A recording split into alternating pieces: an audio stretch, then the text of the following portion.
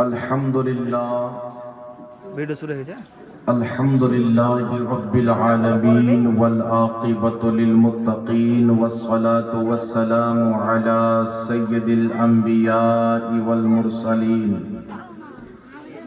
व अला आलिहि व अस्हाबिहि अजमाईन अम्मा बअद फ़अऊज़ु बिल्लाहि मिनश शैतानिर रजीम बिस्मिल्लाहिर रहमानिर रहीम या अय्युहल्लज़ीना आमनुत्तक़ुल्लाह व कूनू मअस सादिक़ीन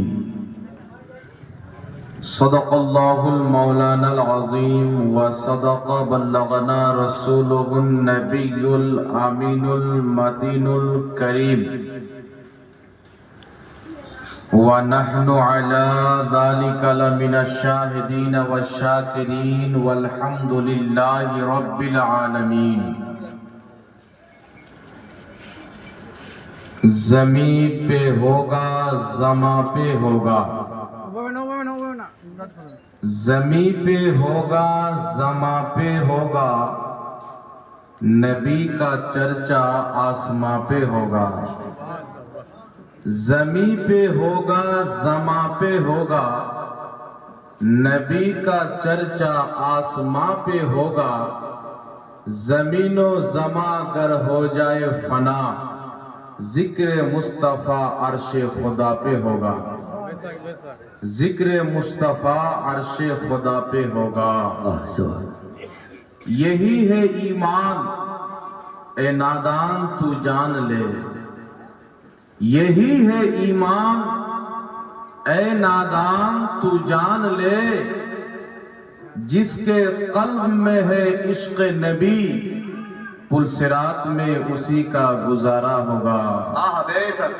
जिसके कल्ब में है इश्क़ नबी, पुलसिरात में उसी का गुजारा होगा। अल्हम्दुलिल्लाह, समस्त तारीफ व प्रशंसा गुणगान মহান রব্বুল আলামিন ওয়াহদাহু লা শরীকের জন্য, যিনি রহমানুর রহিম মালিক ইয়াউমিদ্দিন। যে আল্লাহ ব্যতীত কেউ ইবাদতের যোগ্য নয়, যে আল্লাহ ব্যতীত কেউ সাজদা পাওয়ার যোগ্য নয়, যে মহান রব্বুল আলামিনের জাতে সিফাতে কোন রকমের কোন শরীক বা অংশীদার নাই, সে লা শরীক ওয়াহদাহু রব্বুল আলামিনের অগণিত বার অসংখ্যবার শুকরিয়া আদায় করি, যিনি আজকের এই পবিত্র রাত্রিতে, পবিত্র রমজান মাসের শেষ হওয়ার পর শাওয়াল মাসের প্রথম তারিখে রাত্রি,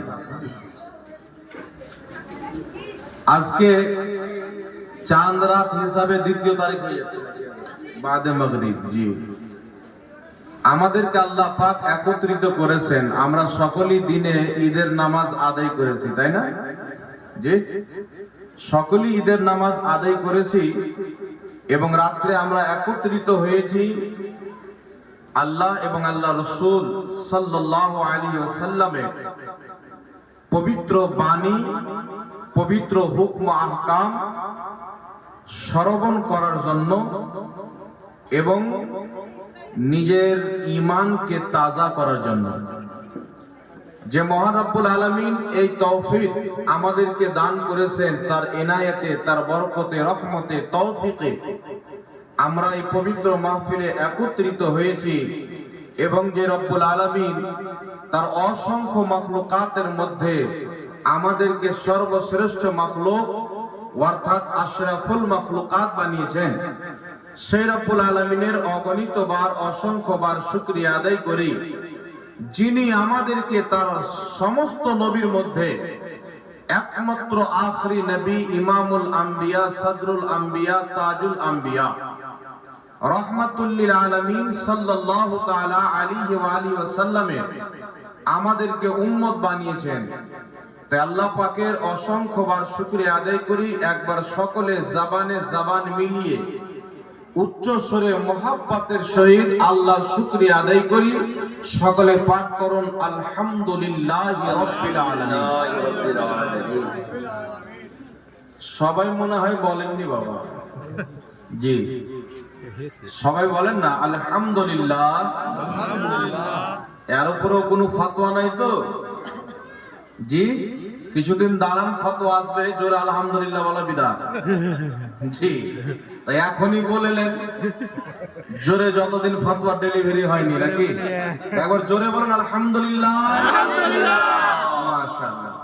আল্লাহ তাবারক ওয়া তাআলার হামদ ও সানার পর রাসূল আকরাম নূরে মুজাসসাম সরওয়ারে দো আলম রহমাতুল লিল আলামিন শফিউল মুজনবিন আনিসিল গারিবিন রাহাতে আশিকিন মুরাদুল মুমিনিন সাইয়াহে লা মাকা নাজিশে কওনো মাকা ইমামুল আম্বিয়া সদরুল আম্বিয়া তাজুল আম্বিয়া সৈয়দুল আম্বিয়া শাফাতের কান্ডারি রহমতের ভান্ডারি কাল কিয়ামতের কঠিন দিনে সুন্নি সহিহুল আকীদা মুসলিমদের শাফাতকারী উদ্ধারকারী মা আমিনার লাল আব্দুল্লাহর নয়ন তারা তাহা ওয়া ইয়াসিন সিরাজাম মুনির বশীর ও নজির আহমদে মুস্তাফা মালিকে জান্নাত জনাবে মুহাম্মদুর রাসূলুল্লাহ সাল্লাল্লাহু তাআলা আলাইহি ওয়া আলিহি ওয়াসাল্লামের প্রতি অগণিতবার অসংখ্যবার দুরূদ ও সালাম বৃষ্টির ন্যায় বর্ষিত হোক, গর্বিত হোক।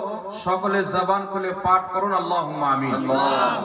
মঞ্চে উপস্থিত সম্মানিত নির্বাচিত উলামায়ে কেরাম, তালবায়ে ইসলাম, হাজিরিনে মজলিস, ইসলাম দরদি ভাই ও বাবুজিরা, পর্দার আড়ালের মা ও বোনেরা, সকলকে আমার আন্তরিক সালাম ও শুভেচ্ছা জানানোর পর মহান রব্বুল আলামিনের পবিত্র দরবারে তার প্রিয় হাবিব সাল্লাল্লাহু আলাইহি ওয়া আলিহি ওয়াসাল্লামের ওসিলা দিয়ে দোয়া করি যেন আল্লাহ তাবারক ওয়া তাআলা আমাকে সঠিকভাবে বুঝাবার এবং সকলকে বুঝে তার প্রতি আমল করার তৌফিক দান করেন। সকলে বলেন আল্লাহুম্মা আমিন।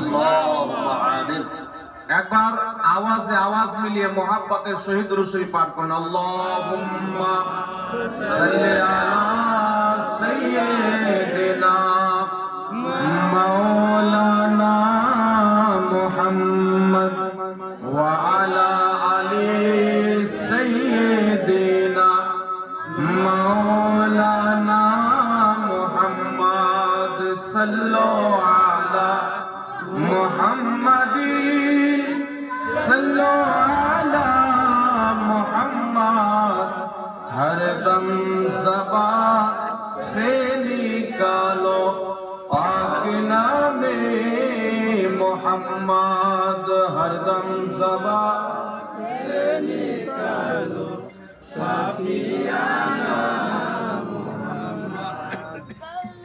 उपस्थित ভাই ও বাবুজিরা, আপনারা সকলে অবগত আছেন আমাদের হিন্দুস্তান ভারতের মাটিতে মানুষ তো মানুষ এখন কালারকে পর্যন্ত ভাগ করা হচ্ছে। মানে সবুজ কালার থাকলে মুসলিম আর গেরুয়া কালার থাকলে হিন্দু, হয় কি হয় না? তো এমন একটা পরিস্থিতিতে আমরা ভারতের মাটিতে বর্তমানে চলমান করতেছি, বসবাস করতেছি, কালার ভাগ করছে। আরএসএস এর লোক হিন্দু মুসলিমের ভাগ করতে করতে কালার পর্যন্ত ভাগ করতে লেগেছে।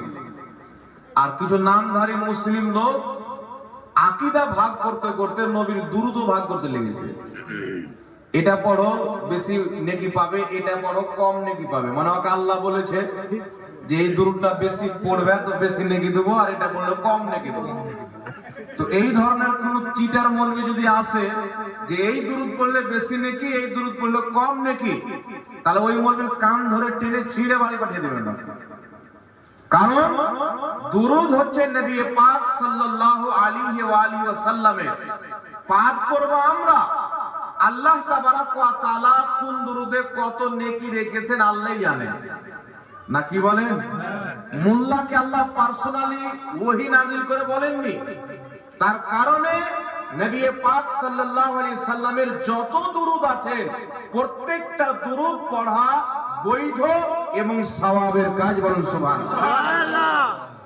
এক মিনিট একটা কথা বলে আমি আমার মেন মওজুর দিকে যাব।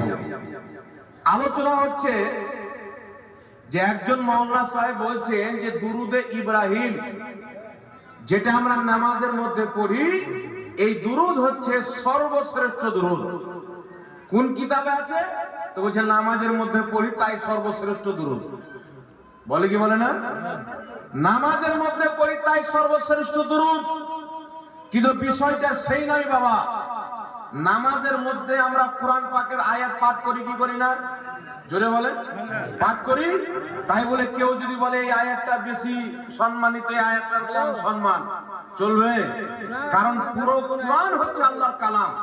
তাই নামাজের মধ্যে পড়ে নিলে তার সম্মান বেড়ে যাবে, আর বাইরে পড়লে যদি কম হয়ে যায় তাহলে ওই মৌলবীকে বলবেন যে আপনি যে বলছেন যে দুরুদে ইব্রাহিমী পড়ো, এই দুরুদ ছাড়া অন্য দুরুদ পড়া যাবে না, তো আপনি নিজের 2 ঘন্টার বক্তব্যের মধ্যে 100 বার নবীর নাম নিলে 100 বারই সাল্লাল্লাহু আলাইহি সাল্লাম কেন পড়েন না? কি বলেন? নবীর নাম নিলে সাল্লাল্লাহু আলাইহি সাল্লাম পড়ে না? তখন নিজের মসলা মৌলবী ভুলে যায়, জানে যে নবীর নাম যতবার নিব ততবার যদি দুরুদে ইব্রাহিম পড়ি তো আমার বক্তব্য হবে না, দুরুদ শোনানো হবে। হবে কি হবে না? তাই মৌলবী হচ্ছে বেঈমান, চিটা মৌলবী, মুনাফিক মৌলবী। মানুষকে দুরুদ থেকে দূর করার জন্য, বিভ্রান্তি করার জন্য, নিজের নাপাক দলে নিয়ে আসার জন্য, ইহুদি খ্রিস্টানের তৈরি করা দলে নিয়ে আসার জন্য একটা দুরুদকে উত্তম বলে আরেকটাকে নাজায়েজ বলে। আবার ওই ব্যক্তি যখন বক্তব্য দেয় উত্তম দুরুদকে বাদ দিয়ে সাল্লাল্লাহু আলাইহি সাল্লাম পাঠ করে। তো সাল্লাল্লাহু আলাইহি সাল্লাম এটা দুরুদ কি দুরুদ না? এর মধ্যে দুরুদও আছে, সালামও আছে। আমার নবীর এমন কোন হাদিস নাই।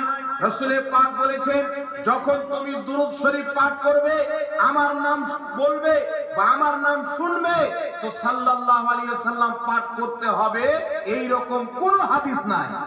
তাহলে হাদিস যখন নাই তো কি বোঝা গেল?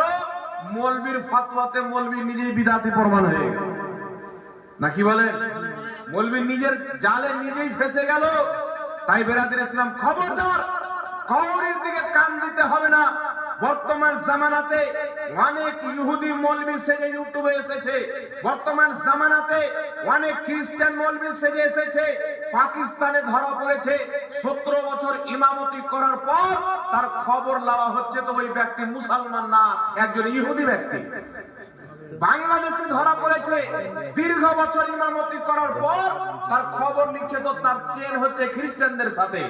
তো শুধু দাড়ি টুপি দেখলে, বক্তব্য দেওয়া দেখলে আপনি এটা মনে করিয়েন না যে এটা বহুত বড় আলিম আছে, এই ব্যক্তির বক্তব্য শুনতে হবে, এর বক্তব্যতে আমল করতে হবে। শুনেন, যার বক্তব্য শুনে নিজের অন্তরের মধ্যে, কলবের মধ্যে একটি জিনিস আছে যার নাম হচ্ছে ঈমান, যার বক্তব্য শুনে ঈমান তাজা হয়ে যাবে তারই বক্তব্য শুনতে হবে। যার বক্তব্য শুনলে ঈমান দুর্বল হয়ে যাবে তার বক্তব্য শোনা যাবে না। আপনি কার বক্তব্য শুনবেন? এখন মানুষ বক্তব্য দেয় রাসূল করিম সাল্লাল্লাহু আলাইহি ওয়াসাল্লামকে একজন সিম্পল মানুষ বানাতে চায়, একজন সিম্পল ব্যক্তি বানাতে চায়।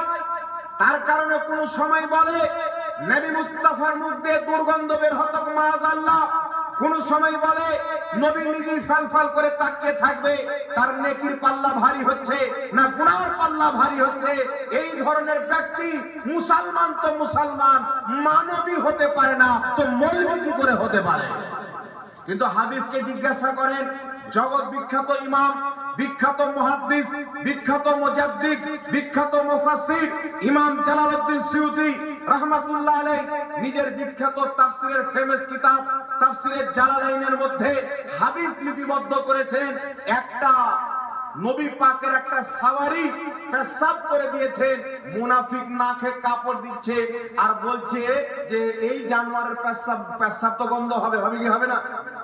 পশু পাখির পেশাব গন্ধ হবে কি হবে না? কিন্তু একজন সাহাবী যখন দেখেছেন যে যেই জানোয়ারটা পেশাব করেছে সেটা কোনো মামুলি জানোয়ার না, এটার উপরে আমার নবী সওয়ার হয়েছেন, আমার নবী চেপেছেন, ওই সাহাবী বলছে মুনাফিক নাক থেকে কাপড় সরাও, আরে তুমি যেই জানোয়ারের পেশাবকে ঘৃণা করতেছো আমার বিশ্বাস ওই জানোয়ারের পেশাব থেকে বদবু বের হবে না, বরং খুশবু বের হবে, কারণ ওই জানোয়ারের উপরে মুহাম্মদ রাসূলুল্লাহ সাল্লাল্লাহু আলাইহি ওয়াসাল্লাম।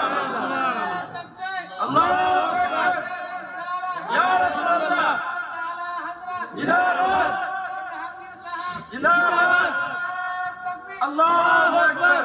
সাহাবায়ে কেরাম মুনাফিক ওই জামানার একজন, গ্রামের মধ্যে কিছু বিচারক হয়, একজন সাহাবীর কাছে গিয়েছেন, আলোচনা হচ্ছে। ওই সাহাবী বলছেন ওই জানোয়ারটা কার? একজন সাহাবী বলছেন যে ওই জানোয়ারটার উপর আমার নবী সওয়ার হয়েছিলেন। ওই সাহাবী ফয়সালা দিচ্ছে যদি জানোয়ারের উপরে আমার নবী সওয়ার হয়ে থাকে তো তার পেশাব থেকে, তার পাখানা থেকে দুর্গন্ধ বের হবে না, বরং খুশবু বের হবে। জোরে বলুন সুবহানাল্লাহ। তো সাহাবার নাজারিয়া কি ছিল? যে জানোয়ারের নবী পাক সওয়ার হতেন তার পেশাব পর্যন্ত খুশবুদার হয়ে যেত, তার পাখানা পর্যন্ত খুশবুদার হয়ে যেত। উঠান মুসলিম শরীফ, মুসলিম শরীফের মধ্যে লেখা আছে সাহাবায়ে কেরাম আমার আপনার নবীর ঘাম মুবারককে এইভাবে মুছে কাঁচের শিশিতে ভরে আতর হিসাবে ব্যবহার করতেন। সাহাবার আকীদা ছিল যেই খুশবু, যেই সেন্ট আল্লাহ নবী মুস্তাফার ঘাম মুবারকে রেখেছেন পৃথিবীর কোনো আতর রাখেনি। জোরে বলুন সুবহানাল্লাহ। তো রাসূল করিম সাল্লাল্লাহু আলাইহি ওয়াসাল্লামের শুধু তাই নয়, সাহাবায়ে কিরাম আর নবী পাক সাল্লাল্লাহু আলাইহি ওয়াসাল্লামের প্রিয়তম স্ত্রী মা আয়েশা সিদ্দিকা রাদিয়াল্লাহু তাআলা আনহা বলছে যে নবী পাক সাল্লাল্লাহু আলাইহি ওয়াসাল্লাম পেশাব পায়খানা করে আসতেন, আমি গেলাম ওই জায়গাতে কিছুই দেখতে পেলাম না, আমি নিজের নাক কাছে করে শুনলাম। মা আয়েশা বলছেন আল্লাহর কসম গন্ধ ছিল না, বরং মুস্ক আম্বারের খুশবু বের হচ্ছিল। জোরে বলুন সুবহানাল্লাহ। তো যেই নবীর বল মুবারকে খুশবু, যেই নবীর পেশাব মুবারকে খুশবু, যেই নবীর ঘাম মুবারকে খুশবু, আর শুধু তাই নয়, বুখারীর মধ্যে হাদিস মা আয়েশা সিদ্দিকার কাছে নবী পাকের ইন্তিকালের পর একটি রাসূল পাকের জুব্বা ছিল, তিনার পরে আরেকজন ব্যক্তির কাছে জুব্বাটি আসলো। উনার জামানাতে কেউ যখন অসুস্থ হয়ে যেত, কেউ যখন অসুখ হয়ে যেত, কাউকে অসুখ হয়ে যেত, তো ওই নবী মুস্তাফার জুব্বা মুবারককে পানিতে ডুবিয়ে দিত। নবী মুস্তাফার জুব্বা ডুবা পানি যারা পান করত তাদের অসুস্থ সঙ্গে সঙ্গে সুস্থতায় পরিবর্তন হয়ে যেত। আজকে মোল্লা কি বলছেন? নবীর মুখ দিয়ে দুর্গন্ধ বের হতো, আর আমার আপনার মতো লোক তার বক্তব্য শুনছে, তা আমাদের আখেরাত ধ্বংস আছে না নাই? কথা বলেন। জি, আপনার আমার বাবার মুখ দিয়ে কত গন্ধ বের হয়। আমি যদি আপনার নাম নিয়ে বলে দিই মুখ, তোমার বাপের মুখ দিয়ে তো দুর্গন্ধ বের হয়, আপনি চামড়া জুতা নিয়ে মারবেন, আপনার রাগ হয়ে যাবে। মুসলমান আপনার ঈমান গিয়েছে কোথায়?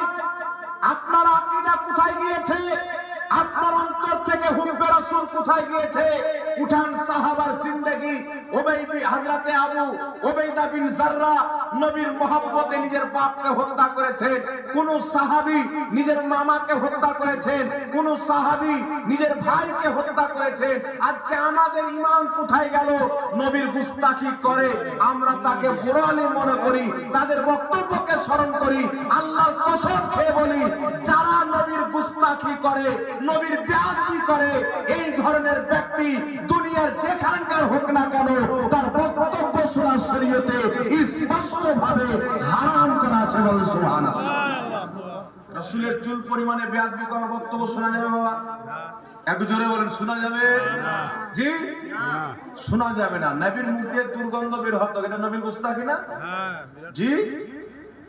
রাসূলুল্লাহ কিয়ামতে ফাল করে তাকিয়ে থাকবেন, নেকি আছে না? গুনার পাল্লা বানিয়েছে না নেকির পাল্লা? আমার আপনার নবীর গুনাহ আছে? এই জোরে বলেন, গুনাহ আছে? কেউ যদি নবীর গুনাহ মানে মুসলমান হবে না কাফির হবে? তাহলে কাফিরকে কেউ যদি অনুসরণ করে ও মুসলমান হবে? নাম আহলে হাদিস দিতে পারে, নাম সালাফি দিতে পারে, কিন্তু দূর দূর পর্যন্ত এদের হাদিসের সাথে সম্পর্ক নাই, দূর দূর পর্যন্ত সালাফের সাথে সম্পর্ক নাই। কারণ প্রত্যেক সালাফের আকীদা ছিল আল আম্বিয়া মাসুমুন, প্রত্যেক নবী হচ্ছে মাসুম। জোরে বলুন সুবহানাল্লাহ। নবীদের কোনো গুনাহ নাই, নবীদের কোনো পাপ নাই, নবীদের কোনো গুনাহ নাই। কেউ যদি নবীগণকে গুনহেগার মানে, ছোট গুনাহ মানুক আর বড়ই গুনাহ মানুক, শরীয়তের দৃষ্টিতে স্পষ্ট ভাবে ওই ব্যক্তি কাফির হয়ে যায়। তাই কেউ যদি কাফিরকে অনুসরণ করে ওই ব্যক্তি কি হবে বাবা? কাফের। জোরে বলেন, কি হবে? তাই আমার আপনার নবী বলেছেন কিয়ামতের ময়দানে ওই ব্যক্তি ওর সঙ্গে জান্নাতে যাবে যে যাকে মহব্বত করে, ভালোবাসে। যে যাকে ভালোবাসে সে তার সঙ্গে জান্নাতে যাবে।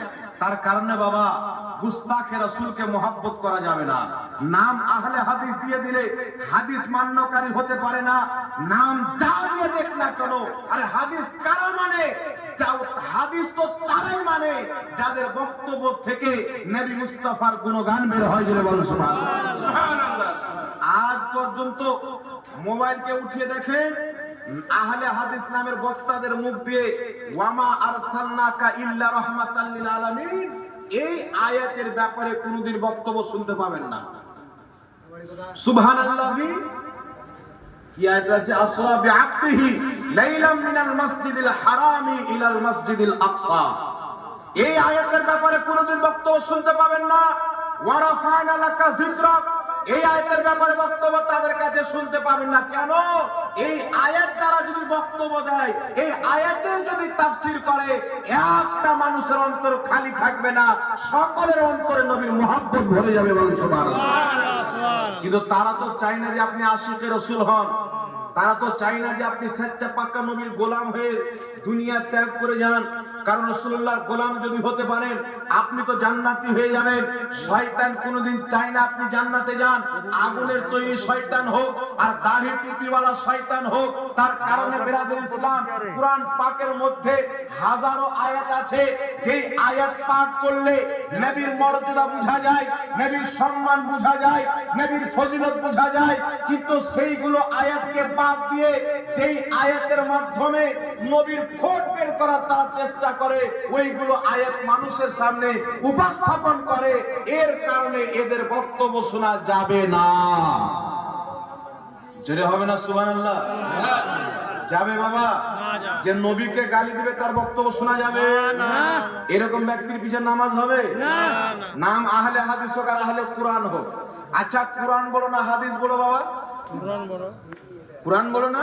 কোরআন হচ্ছে আল্লাহর কালাম, হাদিস হচ্ছে নবীর কালাম। তো নবীর কালাম চাইতে আল্লাহর কালাম অবশ্যই ফজিলতপূর্ণ, না কি বলেন? জি। কারণ হাদিসের মধ্যে আবার সহিহ আছে, হাসান আছে, দঈফ আছে, কিন্তু কোরআন পাকে আছে দুর্বল, শক্তিশালী, সব শক্তিশালী, ঠিক না? জি। তো আল্লাহর কালাম সবচেয়ে বেশি শক্তিশালী কিনা? তারপরে নবীর কালাম। এই জন্য শুনেন, আল্লাহ তাবারাক ওয়া তাআলার পবিত্র দিনের মধ্যে একটি জিনিস মনে রাখতে হবে বাবা, আপনার কাছে কিছু থাক বা না থাক, আল্লাহ আল্লাহ রাসূলের মহব্বতটা থাকাই হচ্ছে জরুরি। বলুন সুবহানাল্লাহ। এইবার চলে আসেন বিরাদর ইসলাম, অল্প সময়, এই জন্য আমি আপনাদের সম্মুখে কয়েকটি বিষয় নিয়ে আলোচনা করব। এবার আগিয়ে চলে যাই আপনাদের সম্মুখে। আল্লাহ পাক পবিত্র কোরআন পাকে বলছে, ইয়া আইয়ুহাল্লাযীনা আমানুত্তাকুল্লাহা ওয়া কুনু মা'আস সাদিকিন। আল্লাহ পাক বলছেন, হে ঈমানদার বান্দাগণেরা, তোমরা আল্লাহকে ভয় করো এবং সত্যবাদীর সঙ্গী হয়ে যাও। একটু জোরে হবে না সুবহানাল্লাহ? আচ্ছা আপনারা আমার দিক তাকাচ্ছেন না অন্য দিক তাকাচ্ছেন? এই দিকে তাকান বাবা।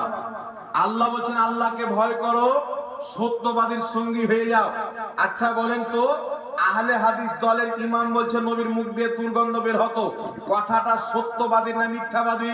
মিথ্যাবাদী। জোরে বলতে হবে মিথ্যাবাদী। তাহলে আল্লাহ মিথ্যাবাদীর সঙ্গী হতে বলেছেন না সত্যবাদী? সত্যবাদী। যদি মিথ্যাবাদীর সঙ্গী হয়ে যায় জান্নাত না জাহান্নাম? জাহান্নাম। তাহলে যারাই বর্তমান যুগে বলছে আমরা আহলে হাদিস, বিনা টিকিটই জাহান্নাম। টিকিটের দরকার নাই। কেউ যদি বলে নবী কিয়ামতে ফাল করে তাকিয়ে থাকবে, আমার নেকির পাল্লা ভারী না গুনার পাল্লা ভারী, তাহলে ওই ব্যক্তি মিথ্যাবাদী না সত্যবাদী? মিথ্যাবাদী।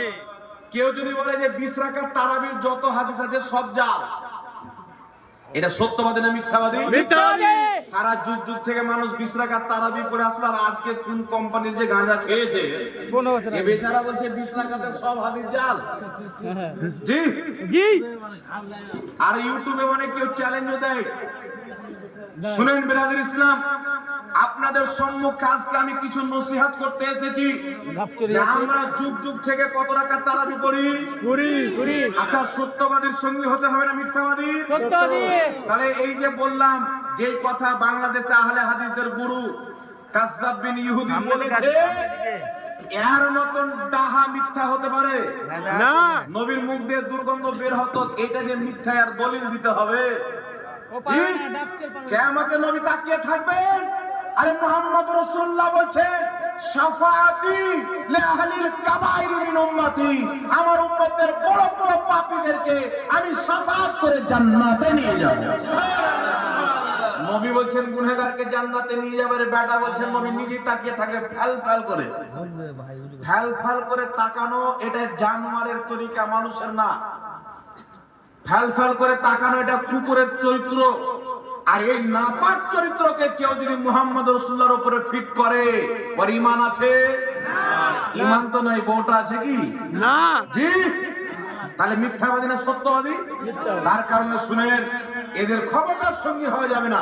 এইবার চলে আসেন, এই আয়াতটাকে মনে রাখবেন, সত্যবাদীদের সঙ্গী হয়ে যাও, আল্লাহকে ভয় করো, সত্যবাদীদের সঙ্গী হয়ে যাও। আপনাদের সম্মুখে মাত্র একটা মশলা ক্লিয়ার করতে চাই। আচ্ছা বাবা বলেন তো, এখানে 60 বছরের কেউ আমার বাবার বয়সের লোক আছে, কেউ ভাইয়ের বয়সের আছে, কেউ বড় ভাইয়ের বয়সের আছেন, কেউ আমার চাইতে ছোট আছে, না কি বলেন? সব রকম লোক আছে। আপনারা বলেন তো, আজ থেকে 15 বছর পূর্বে এই যে আপনাদের এলাকায় 8 রাকাত পড়ে কেউ পালিয়ে যেত মসজিদ থেকে? আছে কেউ এরকম? আছে কি?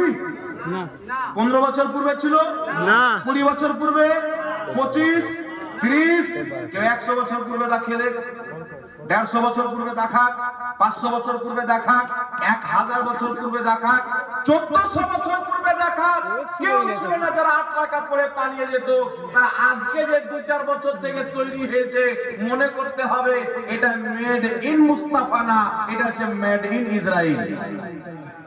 এটা ইহুদির মাল, এটা আমেরিকার মাল। আর আমি শুধু বলে চলে যাচ্ছি না, সারা পৃথিবীর ওই মৌলবীদেরকে চ্যালেঞ্জ, যারা বলে নবী 8 রাকাত তারাবির নামাজ আদায় করেছে, নবী পাক থেকে যদি 8 রাকাত তারাবির নামাজ কেউ প্রমাণ করতে পারে, আমি মোহাম্মদ জাহাঙ্গীর আলম রেজভী তাকে 5 লক্ষ টাকা পুরস্কার দেওয়ার জন্য প্রস্তুত আছি। কেউ উঠুক, আমার চ্যালেঞ্জকে কেউ অ্যাকসেপ্ট করুক। আমি আজ থেকে 1.5 বছর থেকে চ্যালেঞ্জ করছি, বুকের উপরে হাত বানার একটা সহি হাদিস দেখাও। কিতাবে তো অনেক হাদিসকে সহি বলেছো, জালকে সহি, জয়ীবকে সহি, একটা হাদিস দেখাও, দেখাইতে পারেনি। এখন আমি চ্যালেঞ্জ করতেছি, 8 রাকাত তারাবি পড়ার একটা হাদিস দেখাও, নবী পাক থেকে প্রমাণিত আছে। কেউ দেখাতে পারবে না, কিন্তু একটি হাদিস আছে বাবা, দেখাবো। জি জি। দলিল কি এদের শুনেন, একটু লক্ষ্য করে শুনবেন। এ বাবু এদিকে কথা বলুন। বুখারী শরীফের মধ্যে হাদিস, কিছু সাহাবা মা আয়েশার কাছে গেলেন, আম্মা জান, নবী পাকের নামাজ রমজান মাসে কি রকম ছিল? মা আয়েশা সিদ্দিকা রাদিয়াল্লাহু তাআলা আনহা বললেন, নবী পাক রমজানের বাইরে 8 রাকাতের 11 রাকাতের বেশি পড়তেন না। রমজানের বাইরে 11 রাকাতের বেশি পড়তেন না। এই যে বুখারীর হাদিস, এই লামাযহাবিরা তো ফিতনা সৃষ্টি করার জন্য জন্ম নিয়েছে উম্মতের মধ্যে। একটা হাদিস পেয়ে গেল, ফিতনা ছড়াবো কি? ওই যে 20 রাকাত সাহাবা থেকে প্রমাণিত আর 8 রাকাত নবী থেকে প্রমাণিত। তো 8 রাকাত হচ্ছে সুন্নাত, 20 রাকাত নফল। তো সুন্নাতে বেশি নাকি নফলে কম? এভাবে বলা হয় কি হয় না? এই জোরে বলেন, হয় কি হয় না? আমার সামনে ফেস টু ফেস কথা হচ্ছে, দলিল দিচ্ছে বুখারীর হাদিস। আমি বললাম, বেটা বুখারীর এই হাদিস জানো না আরো জানো? একটা আপনাদের মুর্শিদাবাদের এই জায়গাটার নাম কি? জলঙ্গি। জলঙ্গির একটা সিস্টার আছে, নাম শুনেছেন? ইয়াসিন। সিস্টার জি, ব্রাদার রাহুল।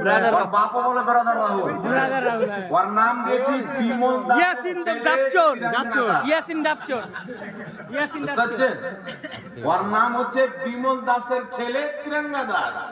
ও চ্যালেঞ্জ করছে বাংলাদেশের মুফতি আলাউদ্দিন জিহাদিকে, চ্যালেঞ্জ দিচ্ছে আল্লামা শহীদুল্লাহ বাহাদুর ভাইকে।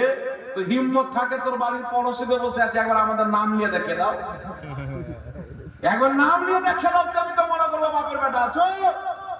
আর শুনেন, আমার সামনে কথা হচ্ছে, আমি বলছি বলো। মা আয়েশা বলছেন নবী পাক রমজানের বাইরে 11 রাকাতের বেশি পড়তেন না। তুমি কি মনে করলে? বলছে 8 রাকাত তারাবি পড়তেন, 2 রাকাত বিতর করতেন। আমি বললাম, তোমরা 8 রাকাত তারাবি পড়ে 1 রাকাত বিতর করো, তোমরা তো এই হাদিসটাকেও মানো না, না কি বলে? এই হাদিস কেউ তো মানো না। আমি বললাম পুরো বুখারী পড়েছেন একটাই হাদিস, চুপচাপ দাঁড়িয়ে আছে। আমি বললাম খুলো বুখারী। মায়েশা বলছেন নবী পাক সাল্লাল্লাহু আলাইহি ওয়াসাল্লামের রাতের নামাজের ব্যাপারে নবী পাক 7 রাকাত পড়তেন, 9 রাকাত পড়তেন হাদিস আছে, 11 রাকাত পড়তেন হাদিস আছে, 13 রাকাত পড়তেন হাদিস আছে। তো 8 রাকাতটা কেন নিয়ে বসে আছো? 7 রাকাতেরটাও মানো, 9 রাকাতেরটাও মানো, 13 রাকাতেরও মানো। বুখারীর মধ্যে হাদিস নবী পাক কখনো 7 রাকাত পড়েছেন, 9 রাকাত পড়েছেন, 11 রাকাত পড়েছেন, 13 রাকাত পড়েছেন। তো 8 রাকাতকে নিয়ে আঁকড়ে ধরে আছো, বাকি সবটিকে বাদ কেন দিয়ে দিলে? কিন্তু বেটা শুনো, বুখারীর মধ্যে 8 রাকাতের কথা, 11 রাকাতের কথা আছে, 13 রাকাতের কথা আছে, 7 রাকাতের কথা আছে। আর যখন রাকাত সংখ্যা ভিন্ন হয়ে একটি হাদিস বর্ণনা করা হচ্ছে 11 রাকাত, আর একটি 13 রাকাত, আর একটি 9 রাকাত, আর একটি 7 রাকাত, তাহলে এই হাদিসের মধ্যে হয়ে গেল ইজতিরাব। এই হাদিসের মধ্যে কি হয়ে গেল? জোরে বলেন, ইজতিরাব হয়ে গেল। তার কারণে ইমাম ইবনে হাজার আসকালানী, বুখারী শরীফের সর্বশ্রেষ্ঠ ভাষ্যকার, নিজের কিতাব ফাতহুল বারী, বেইরুত লেবাননের ছাপ, এই কিতাবের মধ্যে বলছেন নাসাবা বাদহুম ইল্লাল ইজতিরাব। এই হাদিসটিকে অসংখ্য মুহাদ্দিসিনে কেরাম বলেছেন ইজতিরাব আছে। জোরে বলেন সুবহানাল্লাহ। আর যে হাদিসে ইজতিরাব থাকে ওই হাদিস দিয়ে দলিল গ্রহণযোগ্য। এই জোরে বলেন গ্রহণযোগ্য। যে হাদিসে ইজতিরাব থাকে ওই হাদিস দিয়ে দলিল গ্রহণযোগ্য হবে? গ্রহণযোগ্য হবে না। এইবার চলে আসে, এই যে বুখারীতে আছে কখনো 7-এর কথা, 9-এর কথা, 11-এর কথা, 13-এর কথা, একটু লক্ষ্য করে শুনবেন বাবা। আচ্ছা শুনেন, 7-এর কথা, 13-এর কথা, 11-এর কথা কেন হলো? ইমাম ইবনে হাজার আসকালানী রাহমাতুল্লাহ আলাইহি বুখারী শরীফের সারা ফাতহুল বারীর মধ্যে এই 11 রাকাতের হাদিসের ব্যাপারে বলছে যে এটা হচ্ছে তাহাজ্জুদের হাদিস। কিসের হাদিস? জোরে বলেন। তাহাজ্জুদের হাদিস। আর তাহাজ্জুদ আর তারাবি এক না। তাহাজ্জুদের জন্য ঘুমানো শর্ত, তারাবির জন্য কি ঘুমানো শর্ত আছে? জি না। এশার নামাজ পড়ে আপনি ঘুমিয়ে যান, যখনই আপনার চোখ খুললো তখনই তাহাজ্জুদের টাইম। কিন্তু তারাবির নামাজের জন্য ঘুমানো শর্ত আছে একটা। আচ্ছা বলেন তো, তাহাজ্জুদের নামাজ শুধু রমজান মাসে হয় না 12 মাস? 12 মাস চলে না? কিন্তু তারাবির নামাজ কি 12 মাস চলে? না। জি না। আচ্ছা, হজ আর উমরা এক না দুই? দুই। হজ আর উমরা এক না দুই? যেই ব্যক্তি উমরা করে তাকে হাজী বলা যাবে না, যেই ব্যক্তি হজ করে তাকে হাজী বলা যাবে। হজ কি 12 মাস হয় না 1 মাস? জি, অনলি ওয়ান। আর উমরা 12 মাস চলে। তাহলে কি বোঝা গেল? যে হজ শুধু 1 মাস হয়, উমরা 12 মাস চলে, তাহাজ্জুদ 12 মাস চলে, তারাবি মাত্র 1 মাস হয়। যেমন উমরা আর হজ এক হতে পারে না, তাহাজ্জুদ আর তারাবি এক হতে পারে না। বলুন সুবহানাল্লাহ। এইবার কোন গুদল মুন্সি যদি বলে, বিমল দাসের বেটা তিরঙ্গা দাসকে বলবেন, সিস্টার রাহুলকে, যে তুমি যে বলছো তারাবি তাহাজ্জুদের নামাজ এক, তাহলে শুধু রমজান মাসে 8 রাকাতের জামাত না, 12 মাস জামাত করে দেখাও, তেবি মনে করবো বাপের বেটা আছে। 12 মাস তারাবির নামাজের জামাত করো। কিন্তু শুনেন তারা কি বলবে? জগৎ বিখ্যাত ফকিহ, জগৎ বিখ্যাত মুহাদ্দিস, জগৎ বিখ্যাত ইমাম, ইমাম ইবনে কুদামা রাহমাতুল্লাহ আলাইহি নিজের কিতাব মুকনির মধ্যে লিখেছেন, কোন ব্যক্তি যদি তারাবির নামাজ আদায় করার পর তাহাজ্জুদের নামাজ আদায় করতে চায়, তাহলে বেতরের নামাজকে হাতে রেখে নিবে, আর একটু আরাম করে জাগার পর তারাবির নামাজ আদায় করবে, তারপরে শেষের বেলা বেতরের নামাজ পড়বে। জোরে বলেন সুবহানাল্লাহ। তাই এই বক্তব্য মুকনি ইমাম ইবনে কুদামার কি প্রমাণ হলো? যে তাহাজ্জুদের নামাজের পরে, তারাবির নামাজের পরেও তাহাজ্জুদের নামাজ আছে না নাই? জোরে বলেন আছে না নাই? আছে।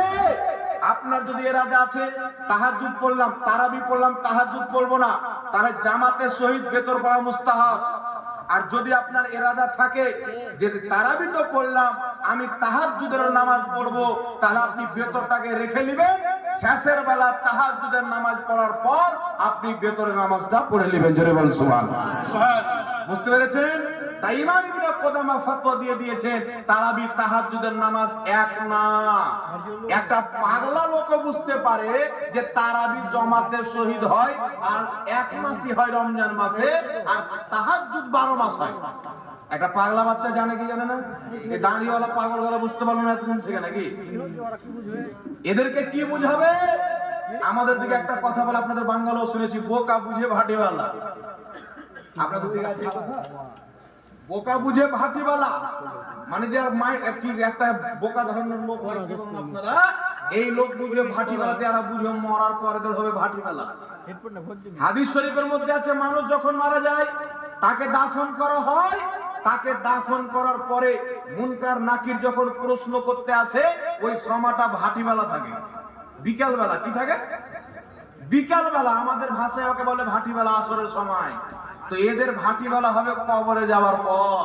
কবরের আগে এদেরকে বুঝাইতে পারা যাবে না, শয়তান কবজা করে আছে। নাউজুবিল্লাহ বলেন না? শয়তান কবজা করে আছে। এইবার শুনেন বিরাদর ইসলাম, 8 রাকাতের হাদিস, এই যে বুখারীর এই হাদিসকে দিয়ে তারাবির নামাজ প্রমাণ করতে চাই। নবী 8 রাকাত তারাবি পড়েছেন। আমি কি বলবো? তাদেরই গাল, তাদেরই জুতা। আহলে হাদিসদের সবচাইতে বড় ইমাম ইবনে তাইমিয়া নিজের কিতাব মাজমুয়া ফাতাওয়ার মধ্যে লিখেছে, নবী পাক থেকে তারাবির রাকাত সংখ্যা প্রমাণিত নাই। তাদের আব্বা লিখেছে, নবী পাক থেকে তারাবির রাকাত সংখ্যা প্রমাণিত নাই, 8ও প্রমাণিত নাই, 20ও নাই। এই কথা ওদের ইমামের বক্তব্য। তাদের আরেকজন ইমাম শাওকানি নিজের কিতাব নাইলুল আওতার, 2টি কিতাব আমার কাছে আছে, নাইলুল আওতারের মধ্যে লিখতেছে, নবী পাক থেকে তারাবির রাকাত সংখ্যা প্রমাণিত নাই। ইবনে তাইমিয়া মাজমুয়া ফাতাওয়ার মধ্যে লিখছে, নবী পাক থেকে তারাবির রাকাত সংখ্যা প্রমাণিত নাই, কিন্তু খোলাফায়ে রাশিদিন থেকে, হযরতে ওমর থেকে, হযরতে আলী থেকে, হযরতে উসমান থেকে স্পষ্টভাবে প্রমাণিত আছে যে হযরতে ওমর ফারুকের জামানায় 20 রাকাত তারাবির নামাজ জামাতের সহিত আদায় করা হয়েছে। প্রত্যেক সাহাবীর মধ্যে কোনো একজন অস্বীকার করেনি। জোরে বলেন সুবহানাল্লাহ। তার কারণে ফুকাহায়ে কিরাম, মুহাদ্দিসিনে কিরাম বলেছেন, 20 রাকাত তারাবির উপরে ওমর ফারুক রাদিয়াল্লাহু তাআলা আনহুর জামানায় ইজমা হয়েছে। সুবহানাল্লাহ বলেন। সুবহানাল্লাহ। জলঙ্গির সিস্টার বলছে, বিমল দাসের বেটা তিরঙ্গা দাস, এই লোকটা বলছে যে ইজমা হয়নি। আচ্ছা বলেন তো বাবা, ইবনে কুদামার সামনে এই লোকটার কোনো হাইসিয়ত আছে? জি। ইমাম বদরুদ্দিন আইনির সামনে আর কোনো দাম আছে? ইমাম মুল্লা আলী কারির যে কিতাব আছে না মিরকাত, এ চাড়তে পারবে না। পড়া তো দূরে থাক, চাড়তে পারবে না। এ বলছে, রাহুল বলছে 20 রাকাত তারাবির উপরে ইজমা হয়নি, এটা মিথ্যা কথা। যদি মিথ্যা হয়, লা মাযহাবীদের ইমাম নওয়াব সিদ্দিক হাসান খান ভোপালী নিজের কিতাব আউনুল বারীর মধ্যে লিখতেছে, তাদের ইমাম বলেছে 20 রাকাত তারাবির উপরে হযরত ওমর ফারুকের জামানাতে ইজমা হয়েছে। জোরে বলুন সুবহানাল্লাহ। তাহলে তার ফতোয়া অনুযায়ী তাদের ইমাম মিথ্যুক, তাদের ইমাম হলো কাজ্জাব। আর কাজ্জাবের ভক্ত কি হবে? মিথ্যুক ব্যক্তির ভক্ত কি হবে বাবা? মিথ্যুক হবে না? জি। একজন হলো, শুনেন, এইবার চলে আসে আহলে হাদিসদের 5 জন ইমামের হাওয়ালা আমার কাছে আছে। তারা বলেছে 20 রাকাত তারাবির উপরে হযরত ওমর ফারুকের জামানায় ইজমা হয়েছে। এইবার আপনার সামনে পেশ করতেছি যেইগুলি ইমামকে সবাই মানেন। ইমাম ইবনে কুদামা রাহমাতুল্লাহ আলাইহি নিজের কিতাব কিতাবুল মুগনির মধ্যে লিখেছেন, হযরত ওমর ফারুকের জামানাতে 20 রাকাতান 20 রাকাত তারাবির উপরে সাহাবায়ে কেরামের ইজমা হয়েছে। ইমাম মুল্লা আলী কারি মিশকাতের সারা মিরকাতের মধ্যে লিখেছেন, 20 রাকাত তারাবির উপরে হযরত ওমর ফারুকের জামানায় ইজমা হয়েছে। ইমাম নাসাফি রাহমাতুল্লাহ আলাইহি, ইমাম নাসাই রাহমাতুল্লাহ আলাইহি নিজের কিতাবের মধ্যে লিখেছেন, 20 রাকাত তারাবির উপরে ওমর ফারুকের জামানাতে সাহাবায়ে কেরামের ইজমা হয়েছে। একটা দুটো না, অসংখ্য ইমামগণ স্পষ্টভাবে বয়ান করে দিয়েছে যে 20 রাকাত তারাবির উপরে সাহাবায়ে কেরামের জামানাতে ইজমা হয়ে গেছে। জোরে বলেন সুবহানাল্লাহ। তাহলে আজকে যদি কোনো মৌলবি বলে যে কোনদিন মাদ্রাসায় পড়েনি, মাদ্রাসার গেট পর্যন্ত দেখেনি, যে তারাবির 20 রাকাতের উপরে ইজমা হয়নি, তার মানা যাবে না 1000 বছর পূর্বের ইমামের কথা মানা যাবে? জোরে বলেন। ফয়সালা তো 1000 বছর পূর্বে হয়ে গেছে। 1 লক্ষ হাদিসের হাফিজ, 1.25 লক্ষ হাদিসের হাফিজ, 2 লক্ষ হাদিস মুখস্থ রাখনেওয়ালা, 3 লক্ষ হাদিস মুখস্থ রাখনেওয়ালা, 5 লক্ষ হাদিস মুখস্থ রাখনেওয়ালা স্পষ্ট ফতোয়া দিয়েছেন যে 20 রাকাত তারাবির উপরে ইজমা হয়েছে। জোরে বল সুবহানাল্লাহ। তাহলে তাদের মানা যাবে না, যে একটা হাদিস পড়তে জান না তাদের মানা যাবে বাবা। এইবার চলে আসে, এই কিছুদিন পূর্বে একটা বক্তব্য শুনছিলাম বাংলাদেশের কাকড়ামুজ্জামান,